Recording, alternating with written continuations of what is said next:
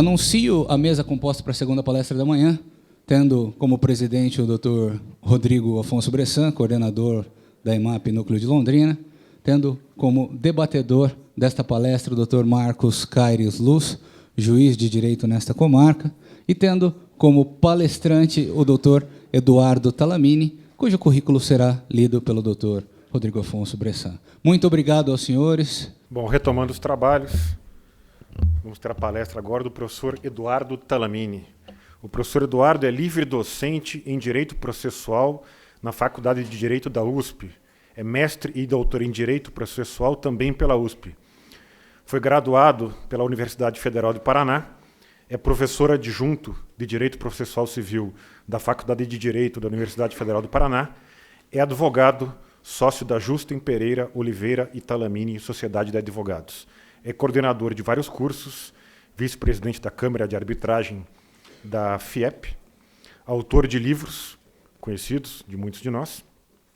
Meu colega de colégio, meu contemporâneo de faculdade, professor Talamini, a palavra é sua.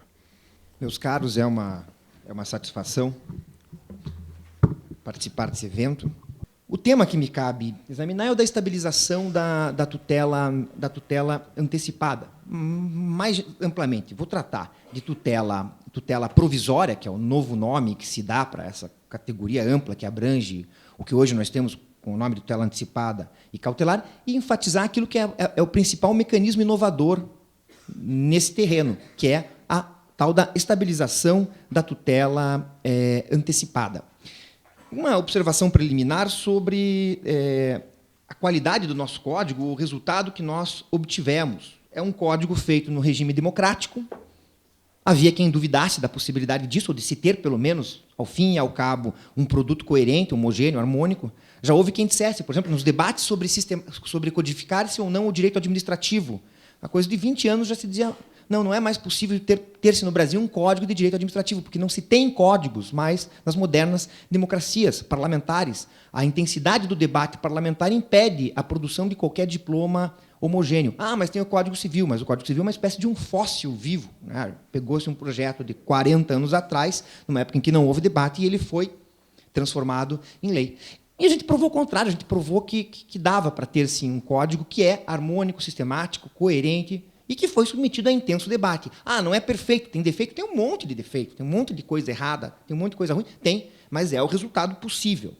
Faço essa observação para, em seguida, dizer o seguinte: se há algum ponto que sofreu muito as vicissitudes do processo legislativo e desse ambiente democrático parlamentar, foi o tema da tutela provisória. Foi um dos temas que foi sendo mexido, e o resultado final, rigorosamente, não é melhor é pior do que o resultado proposto pela comissão de juristas que fez o esboço de anteprojeto de código. Tinha-se lá um dado sistema, isso foi recebendo acréscimos, foi se tentando ajustar, e o último capítulo disso foi uma tentativa do Senado de adaptar um modelo que veio da Câmara em grau muito insatisfatório, e o resultado final não é perfeito. Então, isso precisa ser dito, deve ser dito. Mas, de todo modo, no contexto geral, os pontos positivos prevalecem, mesmo em comparação com o atual sistema de medida cautelar e de tutela antecipada. Então, vou tentar fazer esse panorama rápido do sistema da dita tutela provisória, inserindo aí a questão da estabilização da tutela antecipada, para mostrar quais são os principais pontos controvertidos que o tema gerará. O grande mérito do Código de 2015, no que tange a tutelas de urgência, tutelas sumárias, está na unificação de regime. Essa unificação seria até mais intensa, como eu dizia antes, no projeto original do Código, mas ela está lá, está consagrada. Então, nós temos agora um sistema que recebe o nome de tutela provisória e abrange, por um lado, aquilo que o Código chama agora de tutela da evidência, uma denominação que já vinha de textos doutrinários, inclusive do ministro Fux, né, que presidiu uma das comissões responsáveis, a principal comissão responsável pelo Código. Então, por um lado, a tutela da evidência. Em contraposição a ela, a tutela da urgência. O que é a tutela da evidência? Já é nossa conhecida, ela já existe, só não tem esse nome nesse momento. É aquela tutela antecipada que é dada sem o requisito do perigo de demora. É aquela tutela antecipada, por exemplo, fundada no manifesto caráter protelatório da conduta do réu, ou no abuso de direito de defesa. É a tutela antecipada relativa à parte incontroversa da demanda. Basicamente, essas hipóteses e umas outras tantas que agora são melhor sistematizadas, constituem aquilo que é, então, uma tutela sumária de evidência e não propriamente de urgência. Contraposta a ela, existe a tutela da urgência. E a tutela da urgência, então, um regime jurídico único, claramente uma mesma categoria, tem duas espécies: tutela cautelar e tutela antecipada. E as medidas urgentes, tutela cautelar e tutela antecipada, ambas poderão ser concedidas tanto incidentalmente, tanto dentro do próprio processo em curso, como em caráter preparatório, em caráter antecedente. Então, diferentemente do que hoje se passa, pode haver agora tutela antecipada preparatória. Ou seja, faz-se o pedido de tutela antecipada sem a necessidade de se apresentar desde logo o pedido principal e toda a argumentação e todo o material que se apresentaria na demanda propriamente do pedido de cognição exauriente. Como hoje existe medida cautelar preparatória, passa a existir também tutela antecipada preparatória. Por outro lado, a medida cautelar incidental, que hoje exige a formação de um novo processo, inclusive com novos autos, deixa de se processar desse modo. Tanto a cautelar quanto a antecipada, quando requeridas no curso do processo, são por simples petição dentro do próprio processo, como já se dá com a tutela antecipada. Então, isso é muito salutar. Essa unificação de regime é o grande ponto positivo, é o grande avanço desse novo modelo. Quando o pedido for preparatório, aqui começam a surgir as divergências de tratamento jurídico. Se o pedido for cautelar, o regime é um; se o pedido for de tutela antecipada, o regime é, em certa medida, outro. Como eu disse antes, tanto a tutela cautelar como a antecipada admitem essa forma preparatória, esse pedido antes da instauração, digamos assim, da formulação do pedido principal. Mas, concedida a medida cautelar antecedente ou preparatória, o autor tem o ônus de formular o pedido principal em 30 dias. E não há nenhuma exceção a isso. É um modelo muito parecido com o atual, o do 308 do novo Código. Cabe ao autor, obtida a tutela cautelar, em 30 dias da efetivação da medida, formular o pedido principal. Já quando concedida a tutela antecipada em caráter antecedente, o autor tem o ônus de complementar sua argumentação e formular uma confirmação, enfim, do pedido principal. Por que eu digo isso? Porque ele não vai propriamente propor outra demanda. Ele vai simplesmente reforçar o seu pedido, complementá-lo dentro do próprio processo em curso. Porque isso é importante que se diga, seja na hipótese de tutela cautelar antecedente, seja na antecipada antecedente, isso não gera mais diferentes autos e diferentes relações processuais. É tudo dentro da mesma relação processual. O processo que serviu para a medida preparatória é o próprio bojo, é o próprio ambiente do pedido principal que vai ser feito em seguida, seja na cautelar, seja na antecipada de caráter antecedente. Aí é igual. A diferença está em que, como eu dizia, na medida cautelar, ônus de o autor fazer isso em 30 dias. Na tutela antecipada, o autor tem o ônus de formular esse pedido principal ou complementá-lo, afinal ele já fez um pedido para a tutela antecipada e juntar outros elementos instrutórios que ele repute cabíveis, em 15 dias ou num prazo maior que o juiz lhe der. Então, um prazo mínimo de 15 que o juiz pode tornar maior. Aí já se vê que o regime jurídico não é mais único. Não era essa a intenção da comissão de juristas que propôs o primeiro anteprojeto do Código. A ideia era fazer um regime verdadeiramente único. O regime já não é verdadeiramente único. Então, nós continuamos com aquele problema que pretendíamos ter eliminado, o da disputa sobre o que é cautelar e o que é antecipatório, porque aqui já vai haver essa disputa. Não, então o prazo é de 15, o prazo é de 30, e assim por diante. As histórias a respeito desse problema são várias e verdadeiras e bizarras. Né?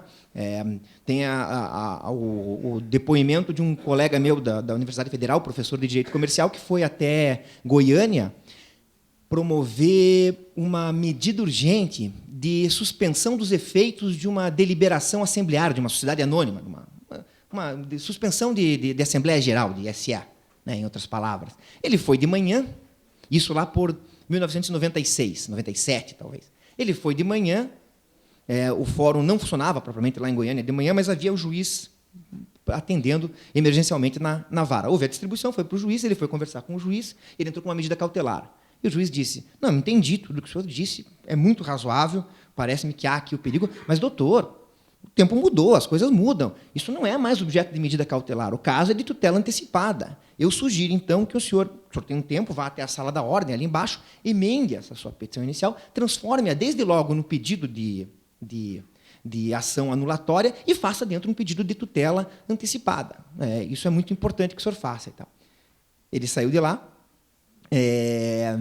fez tudo isso, mas levou um tempinho, né? Máquina de escrever ainda na sala da ordem na época, sei lá, um computador lento, não sei o quê. Ele conseguiu só protocolar a emenda de sua inicial e fazer as outras providências lá de retificação de registro e tudo mais durante o final da manhã. Ele chegou de tarde lá para despachar com o juiz. De tarde o juiz era outro.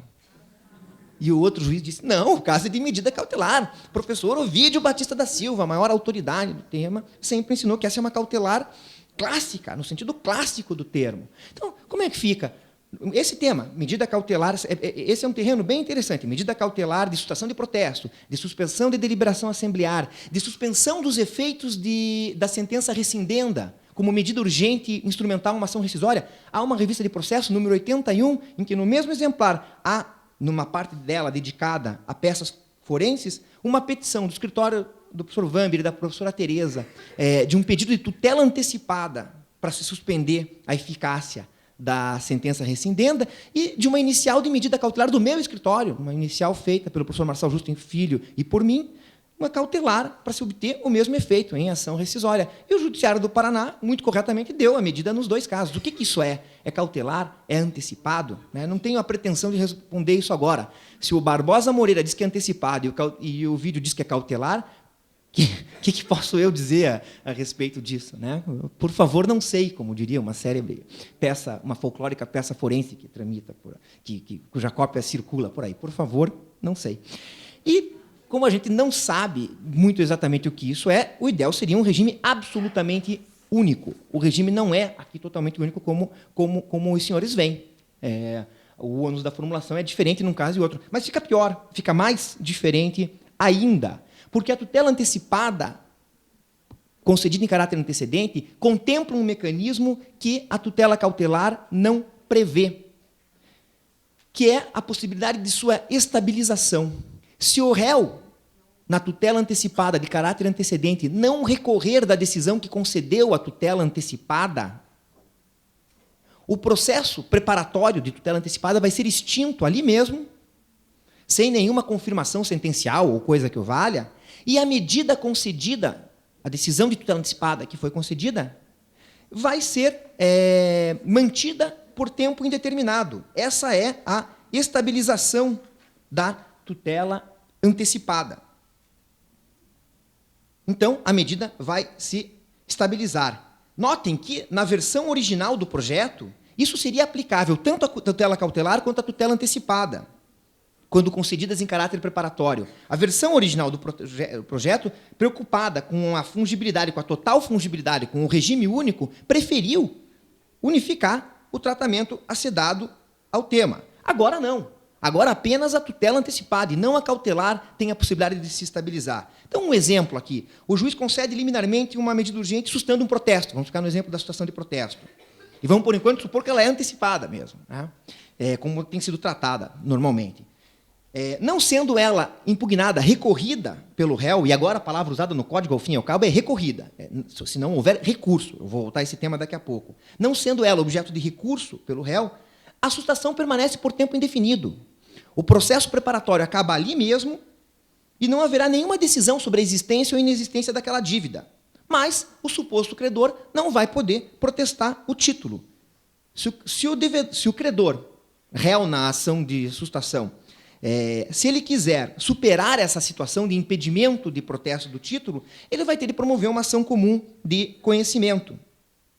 Outro exemplo, uma tutela antecipada determinando o pagamento de alimentos indenizativos que sejam, pode ser de direito de família, mas podem ser indenizativos, para deixar o exemplo um pouco mais marcante. Obtém-se a tutela antecipada determinando o pagamento de uma prestação mensal aos autores da medida urgente, que são familiares da vítima falecida no acidente.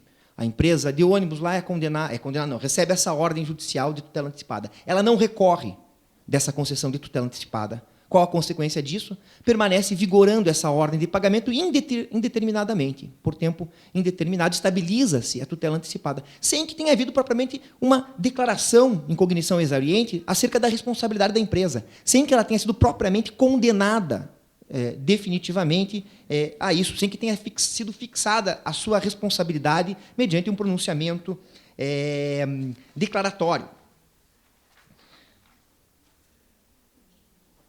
A razão da limitação da estabilização à tutela antecipada e não à cautelar é perfeitamente compreensível, não é errada. Não é errada.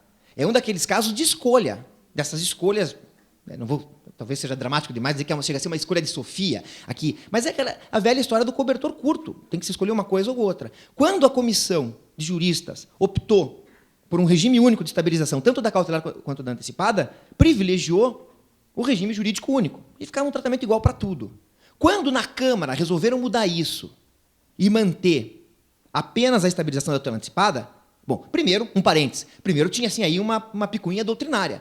Na Câmara, os trabalhos científicos das comissões que assessoraram os deputados foram dominados por processualistas que ainda acreditam piamente que cautelar e antecipada são coisas absolutamente distintas como água e vinho. Então tem sim um problema de briga teórica. Mas também dá para entender, do ponto de vista prático, por que eles mantiveram apenas a tutela antecipada estabilizando. O raciocínio é mais ou menos o seguinte: como é que algo meramente conservativo vai se estabilizar para todo sempre? Que sentido faz? É que é difícil pensar em algo puramente conservativo, né? Mas e sobra sempre um exemplo: arresto e sequestro. O que eu faço com um arresto estabilizado para todo sempre? Ele não serve para nada. Então não vamos estabilizar isso, né? Então optou-se por eliminar-se a unicidade de regime para dar um pouco mais de coerência para o mecanismo da estabilização. Eu, pessoalmente, achava que a outra solução era melhor, e casos como esses acabariam sendo resolvidos na prática. Essa estabilização do arresto, por sua inutilidade para ambas as partes, acabaria exigindo que as partes tomassem alguma providência subsequente, o que elas podem fazer, como eu já indicarei.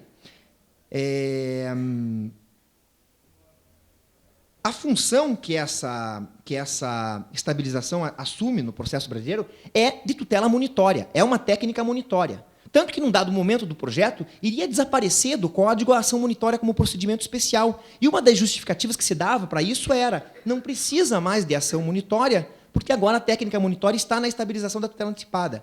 Por que eu digo que é uma técnica monitória? Vamos recapitular como é que funciona o processo monitório. O autor requer ao juiz determinada tutela de ordem prática, que é uma ordem de pagamento ou de entrega de um bem. Agora estou falando da ação monitória mesmo, da ação monitória clássica lá. Então, o autor requer para o juiz uma ordem de cumprimento de uma prestação e apresenta a prova escrita. O juiz decide com base em cognição sumária de mérito. Ele examina o mérito sumariamente e emite uma decisão de cognição sumária. A sumariedade da cognição aí é idêntica à que se tem nas tutelas urgentes. Só não há o requisito da urgência. Não se põe isso na ação monitória. Não precisa ser urgente para obter. Precisa ser fortemente plausível. O juiz convencido expede o mandado. O réu tem o ônus, então, de embargar o mandado em 15 dias. Se ele não embarga, o que acontece? Constitui-se de pleno direito um título executivo judicial que permite execução, que permite resultados práticos, ou seja, estabiliza-se um resultado prático, sem que tenha havido uma decisão de cognição exauriente dizendo que o autor é credor do réu.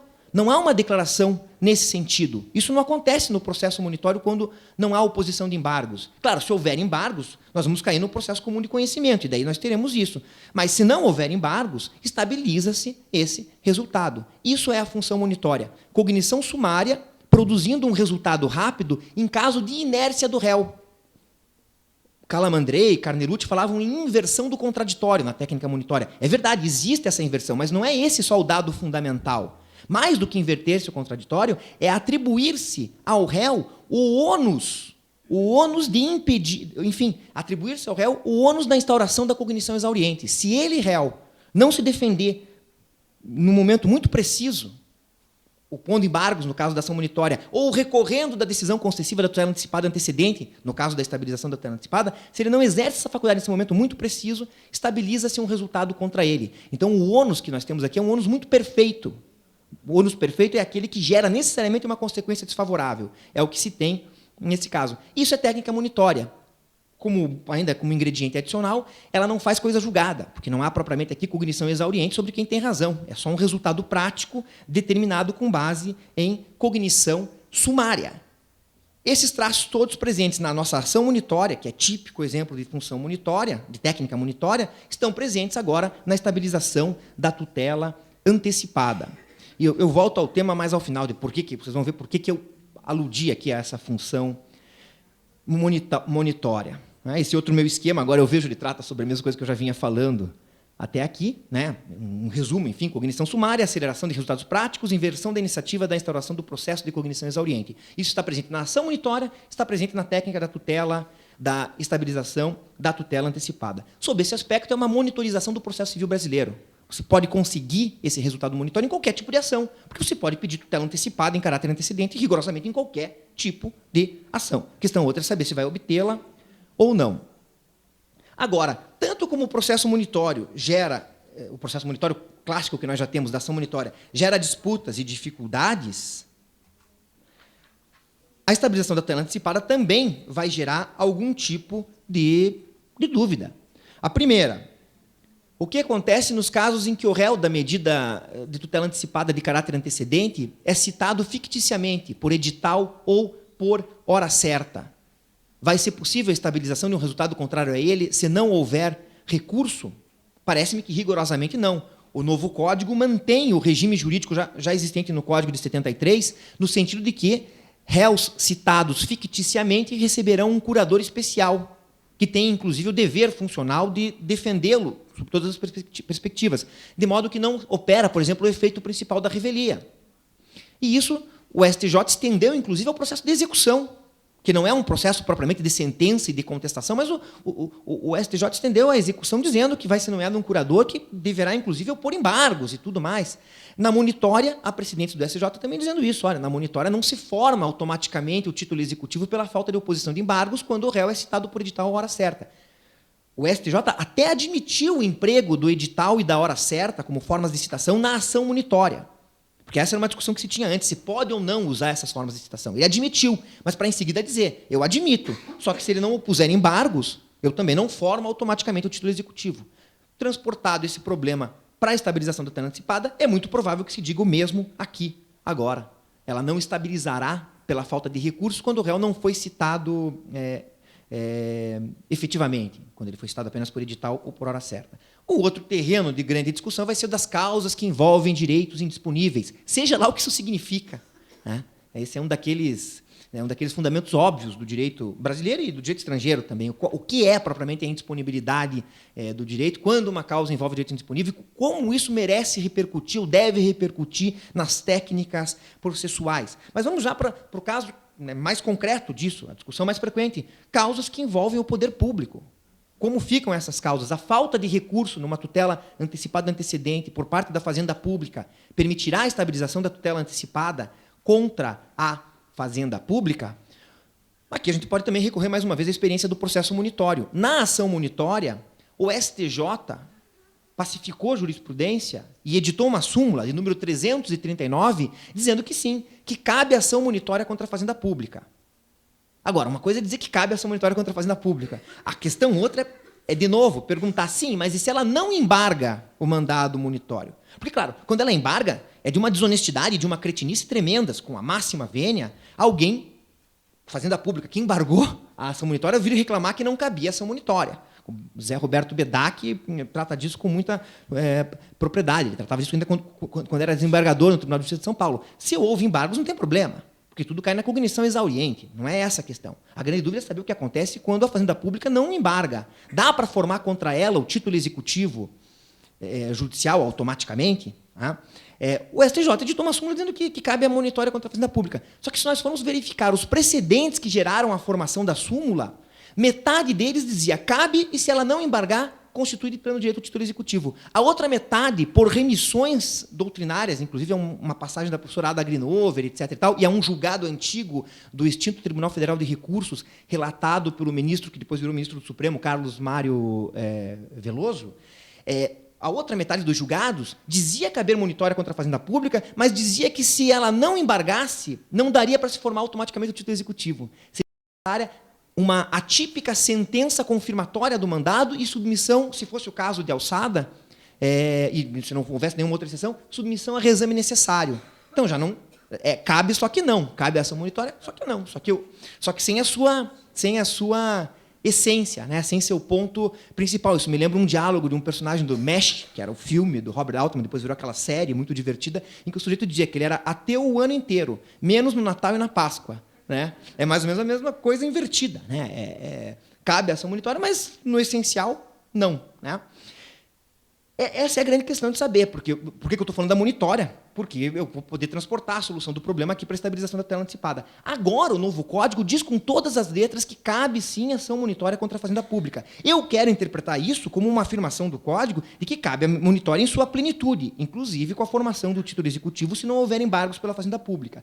Dentro desse viés, dessa perspectiva sistemática, então, eu diria que a tutela antecipada estabilizar-se-á contra a fazenda pública quando ela for concedida em caráter antecedente e não houver recurso por parte da fazenda pública ré. Então, parece-me que é essa a orientação que prevalecerá, mas isso ainda haverá de ser definido. Mas basta lançar um exemplo para todo mundo ficar na dúvida se é isso mesmo.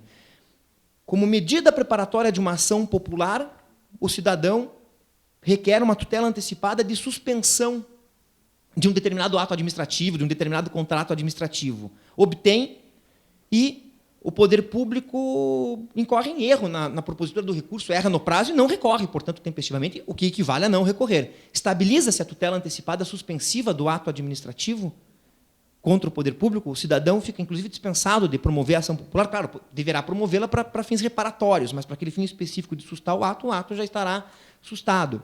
É esse o tratamento a ser dado? Faço essa pergunta a título de provocação. Pelas premissas que eu mencionei antes e tudo mais, parece-me que sim, que é esse o tratamento. Mas é isso mesmo? É isso que faremos, né, como operadores do direito? Uma outra consideração sobre os limites e dificuldades da técnica da estabilização tem a ver com a sua incompatibilidade em face de efeitos propriamente declaratórios e constitutivos, sejam eles positivos ou negativos. A cognição sumária não tem carga declaratória relevante, carga declaratória significativa. Não que não tenha carga declaratória nenhuma, claro que existe. A decisão de tutela antecipada ou de tutela cautelar, seja qual for, ela tem alguma eficácia declaratória. Ela declara a verossimilhança, ela declara a plausibilidade e assim por diante. Mas ela não declara definitivamente quem tem razão. Assim como ela não constitui nem desconstitui propriamente relações jurídicas. Ela antecipa, ou mesmo no caso da tutela cautelar, ela toma providências práticas. Então, o que se tem aí é a antecipação de efeitos práticos, não do conteúdo declaratório ou do conteúdo constitutivo ou desconstitutivo. Quero dizer com isso que um contrato não vai ser declarado válido ou inválido por meio do mecanismo da estabilização da tutela antecipada. Um ato não vai ser constituído ou desconstituído por tal via. No exemplo que eu dei da tutela antecipada que suspendesse o ato administrativo, que não precisa ser administrativo, se não quiserem, o ato jurídico, como providência antecipatória, etc. A estabilização dessa tutela antecipada implicaria apenas a manutenção da suspensão, sem nenhum juízo sobre validade ou invalidade do ato. Acho que um exemplo bem adequado para isso, que se pode colocar aqui, é o seguinte. O sujeito pede como tutela antecipada preparatória alimentos, indicando que oportunamente formulará um pedido para reconhecimento da relação de filiação e com a confirmação de um pedido principal para condenação nos alimentos. Obtém e falta recurso do réu contra essa decisão que concedeu a tutela antecipada de alimentos. Estabiliza-se uma ordem de pagamento de alimentos. Mas não há nenhum juízo a respeito da existência ou inexistência da relação de filiação. Tá? Outro exemplo, na sustação de protesto que eu dei antes, o que se tem? Uma proibição de sustar o protesto, mas não está declarado que a dívida não existe. Se amanhã depois o autor da ação de protesto, suposto devedor, promoveu uma ação pretendendo cobrar algum valor do credor, o credor poderá tranquilamente apresentar como defesa, ou poderá eventualmente apresentar como defesa, isso dependerá de outros aspectos, mas poderá apresentar como defesa uma compensação, dizendo, eu tenho um crédito contra você, que agora se diz meu credor. Não vai adiantar nada dizer, mas eu sustei. Sim, só me impediu de protestá-lo, mas não obteve uma declaração de que o crédito não existe. Esse é um dado fundamental. A estabilização tutela antecipada não traz resultado declaratório, nem constitutivo ou desconstitutivo definitivos. Ela não faz coisa julgada. Ela não faz coisa julgada. Há uma expressa afirmação nesse sentido no Código. A decisão que concede a tutela não fará coisa julgada, mas a estabilidade dos respectivos efeitos só será afastada por decisão que a revir, reformar ou invalidar, proferida em ação ajuizada por uma das partes, nos termos do parágrafo 2º desse artigo. Então, depois disso, continua cabendo a propositura de uma ação. E vejam, qualquer das partes pode promover a ação. O 304, parágrafo 2º, é muito expresso a esse respeito. Por que qualquer das partes? Porque, pelos exemplos que eu dei, já ficou evidente que, muitas vezes, o próprio beneficiário da estabilização ainda tem interesse em conseguir algo mais. Não basta para o suposto devedor a sustentação do protesto, ele quer que declarem que ele não deve nada. Não basta para o sujeito que obteve alimentos que se estabilizaram, os alimentos, ele quer também que se reconheça que ele é filho. E assim por diante. Portanto, ambas as partes, não só o réu que está sofrendo, que sofreu a estabilização tutela antecipada, mas também aquele que foi autor da medida urgente e preparatória, terá legitimidade e interesse jurídico para promover uma ação principal. Mas, na Câmara, o projeto recebeu outro acréscimo, que é mais um fator de complicação. Ele prevê um prazo de 2 anos para a propositura dessa ação que permitiria a revisão da estabilização da tutela antecipada. Passados 2 anos, não há mais o que ser feito. Vejam, isso não é ação rescisória. O prazo convida a esse equívoco, porque, afinal, é o mesmo prazo da rescisória. Mas não é ação rescisória. É 2 anos para se promover uma ação de cognição exauriente sobre todo e qualquer tema que seja relevante para a parte. Aquela ação principal que teria sido proposta lá atrás não foi, por exemplo, ou a contraface dela, se for o adversário que a estiver propondo. Não é ação rescisória. Então, sob esse aspecto, eu posso dizer com toda segurança que isso confirma que não há mesmo. Não se trata de coisa julgada. Agora, passados os 2 anos, advém um fenômeno que me parece ser uma decadência, a decadência do direito de se revisar a decisão que concedeu a tutela antecipada que estabilizou-se. Então, é um prazo decadencial, não é prescricional, e dali para frente não há mais o que ser feito. Nós temos, então, um fenômeno de estabilização que não é coisa julgada. Então, aqui a tentação é grande. Não dá para não trazer à baila uma passagem célebre do Calmon de Passos, que ele dizia o seguinte: tá bom, na cautelar não tem coisa julgada, vocês vivem me dizendo isso. Toda a doutrina diz que não tem coisa cautelar coisa julgada na ação cautelar.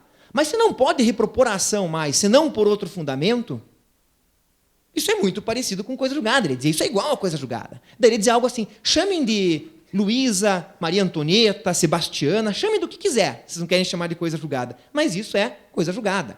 Numa outra passagem dele, também divertida, numa palestra, ele dizia alguma coisa assim, que tem costela de porco, orelha de porco, focinho de porco, e se não for feijoada, só pode ser porco.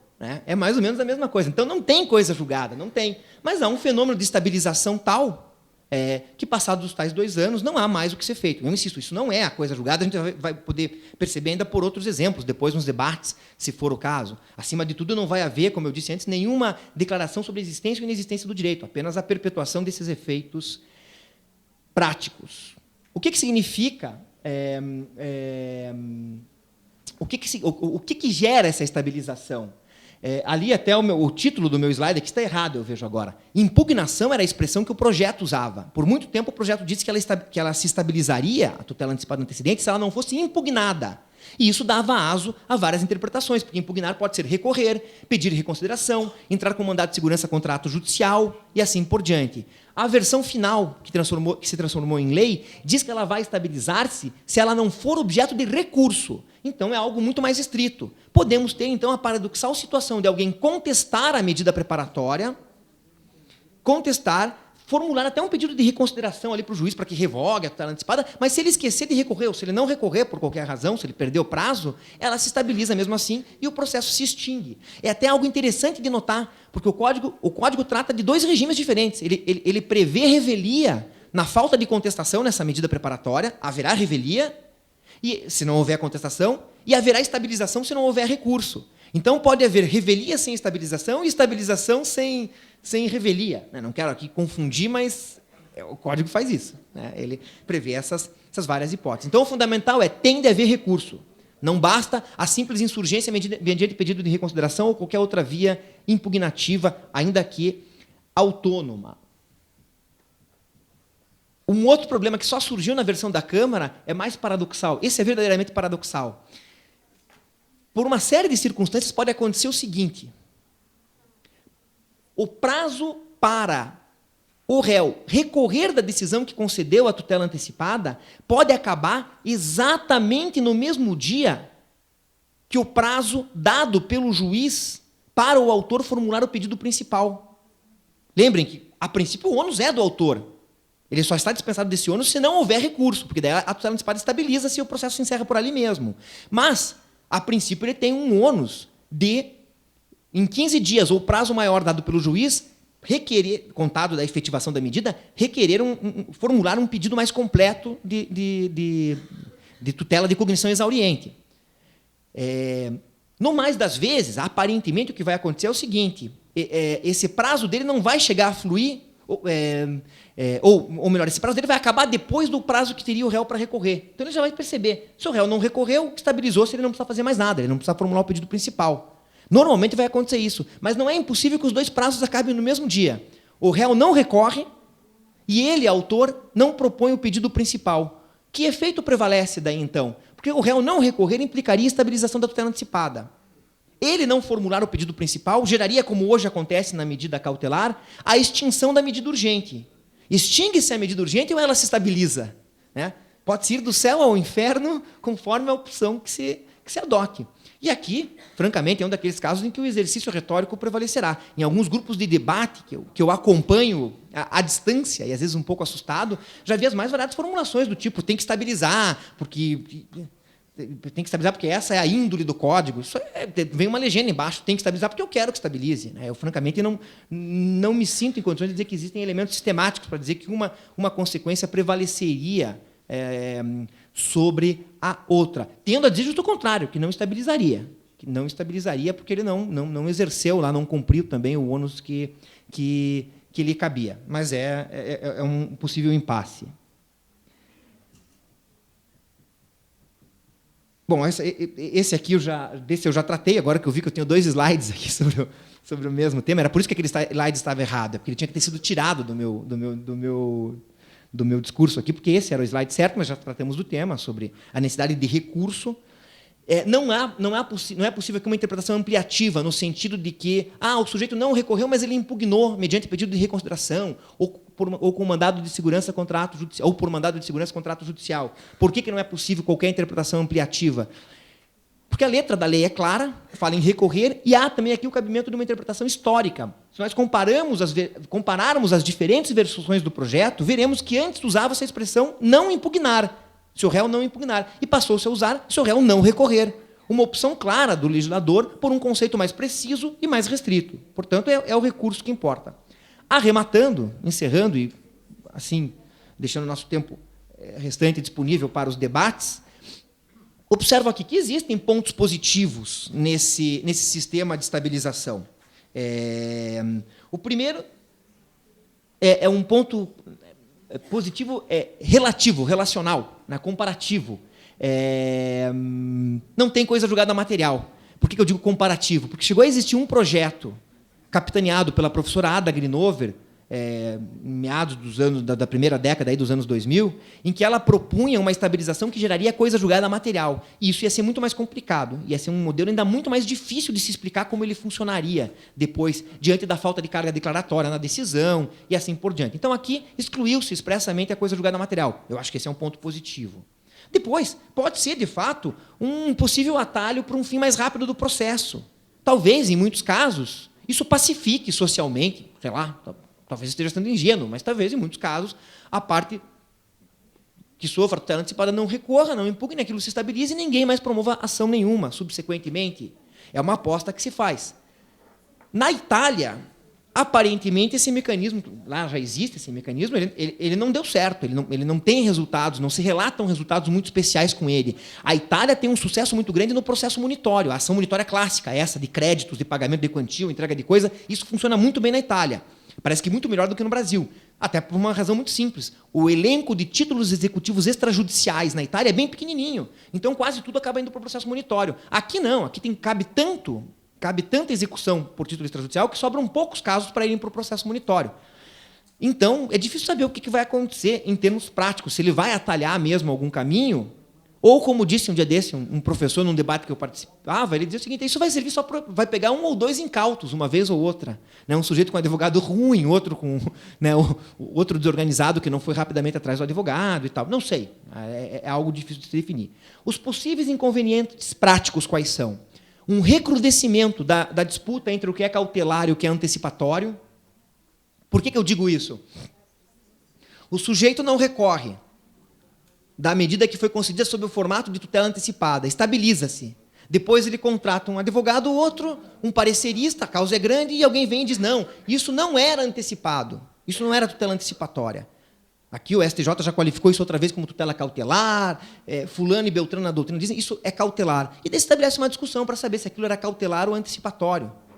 E se aquilo estabilizou-se ou não se estabilizou. Esse é um possível problema. O Código tentou minorar esse problema, dizendo algo mais ou menos assim, numa determinada regra. No artigo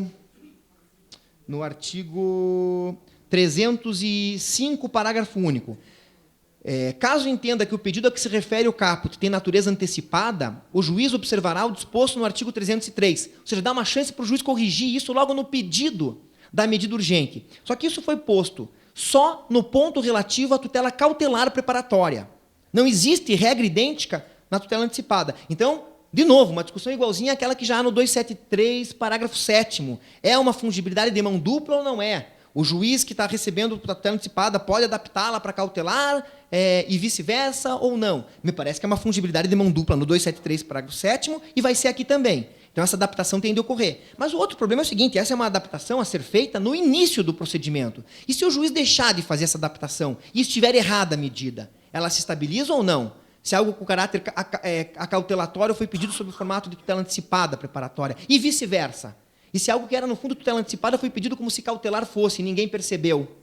Sustentação de protesto foi tratada como cautelar.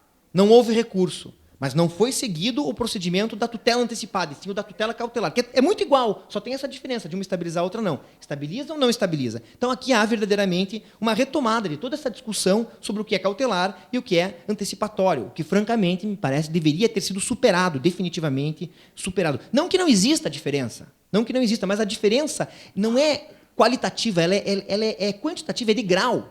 É de grau. Existem providências urgentes eminentemente antecipatórias e providências urgentes eminentemente conservativas. E existe uma extensa faixa cinzenta no meio disso tudo, em que se destacam marcantemente as medidas urgentes suspensivas da eficácia de atos jurídicos. Sob um viés, você pode dizer que aquilo é cautelatório, sobre o outro, você vai sempre poder dizer que é antecipatório. É só uma questão de ter boa retórica que se explicou de um jeito ou do outro.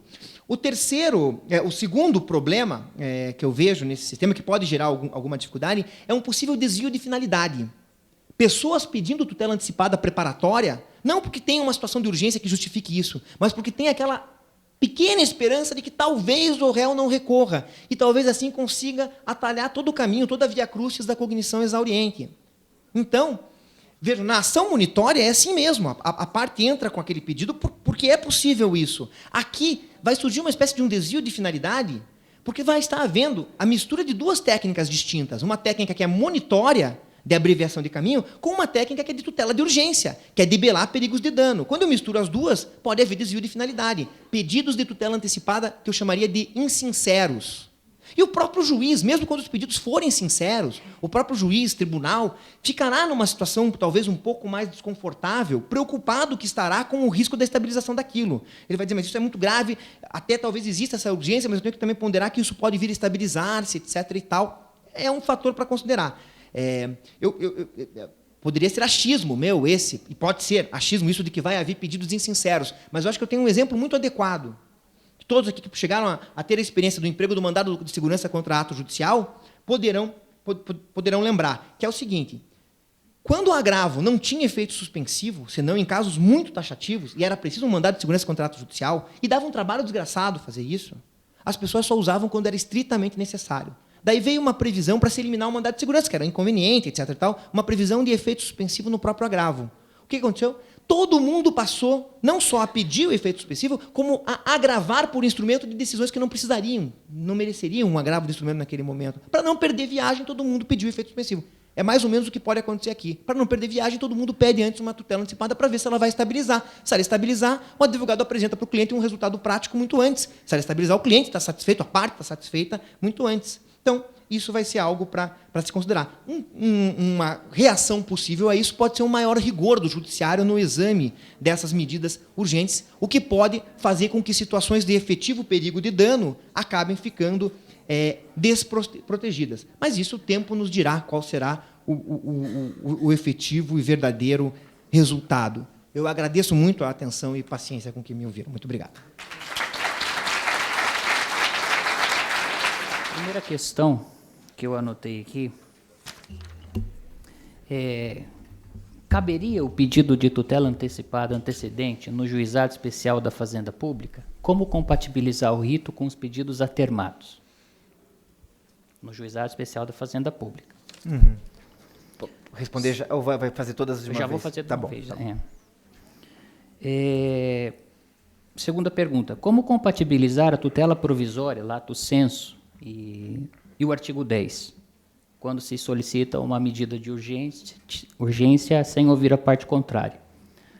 Uma pergunta dentro dessa. O fundamento previsível não utilizado pela parte na inicial geraria surpresa a autorizar ou a obrigar a obediência ao artigo 10? Por exemplo, uma ação que envolva contemplação de consórcio. A parte não utiliza a lei do consórcio na inicial dela. E o juiz vai usar a lei do consórcio que ela não utilizou para indeferir a tutela de urgência. Teria que observar o artigo 10? Sim ou não? Ou porque o fundamento era previsível de ser utilizado pelo magistrado, ele está desobrigado ao artigo 10. Uma terceira e última pergunta. Quarta. Quarta. Eu não esqueci, não. Na tutela de evidência, nós temos lá o artigo 311, inciso 2, ele vai trazer os requisitos, alegação de fato, prova documental, e aí fala de julgamento repetitivo, súmula vinculante. Posso interpretar essa referência de julgamento repetitivo e súmula vinculante como autorizadores da tutela de evidência para todas aquelas decisões previstas no artigo 332 e 927? Só isso, muito obrigado. Só isso.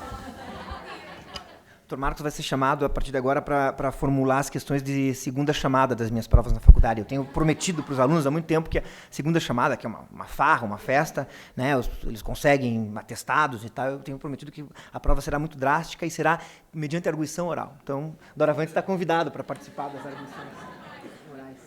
Eu preciso de um código, enquanto isso.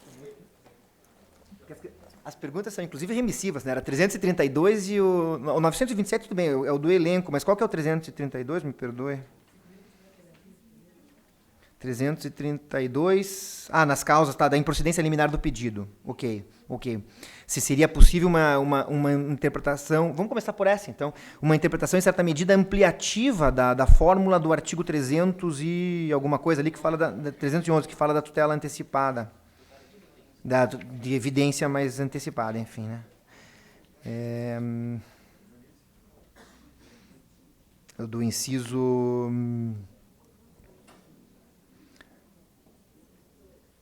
O 2... houver tese finada em julgamento repetitivos ou em súmula vinculante.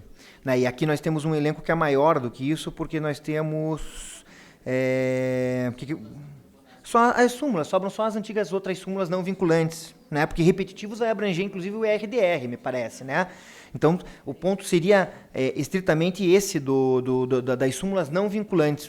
Eu acho que, dado o caráter taxativo dessa regra aqui, não seria possível obter isso como tutela de evidência. Aqui o que se quis foi limitar-se àquelas que passam a ter no sistema atual caráter propriamente vinculante, né? Mas também é algo para a gente considerar mais intensamente.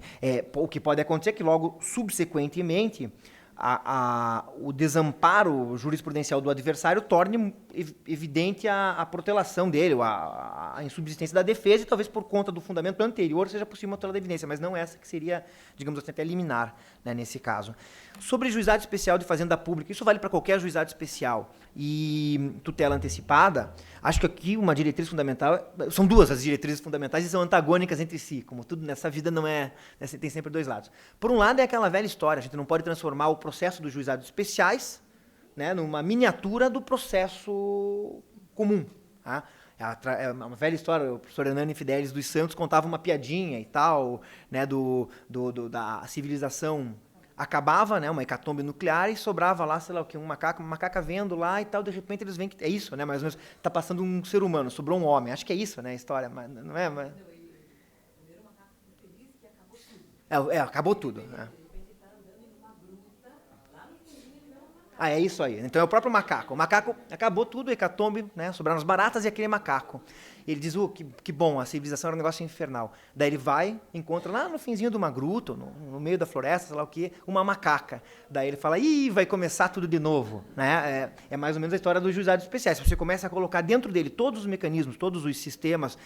Cabe declaratório incidental. Isso não vai caber mais mesmo em lugar nenhum, mas em boa hora. Mas cabe isso, cabe aquilo. O juizado especial fica igual a outro processo. Agora também não se pode transformar o juizado especial num processo de segunda classe, né? Num processo ruim, num processo, né, para quem não tem condição de ir para um processo com todos os seus meios e técnicas. E tutela de urgência é algo que muitas vezes se revela fundamental. Sem a possibilidade da obtenção da tutela de urgência, a parte está fadada a não ter o reconhecimento concreto do seu direito. Então, eu acho difícil excluir-se a tutela de urgência.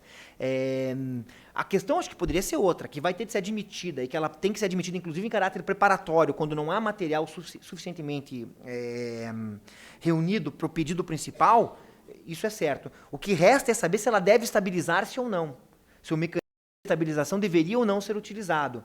Sistematicamente falando, eu não tinha pensado no tema antes, mas sistematicamente falando, parece-me que a ideia da estabilização aqui é compatível com os vetores dos juizados especiais, que é de simplificação, de formalização, de pacificação social do modo mais simples e rápido possível. Então, minha tendência é dizer que cabe com estabilização. As adaptações procedimentais, de fato, serão delicadas, mas não vai ser um tipo de problema novo. Nós já nos deparamos com problemas semelhantes em vários outros momentos nesses anos de experiência mesmo das reformas do Código, etc. e tal. Tutela provisória e exceção ao artigo 10º, né? Tá. Então é por isso que, na verdade, eram só 3 questões, porque a 2 e a 3 eram variações.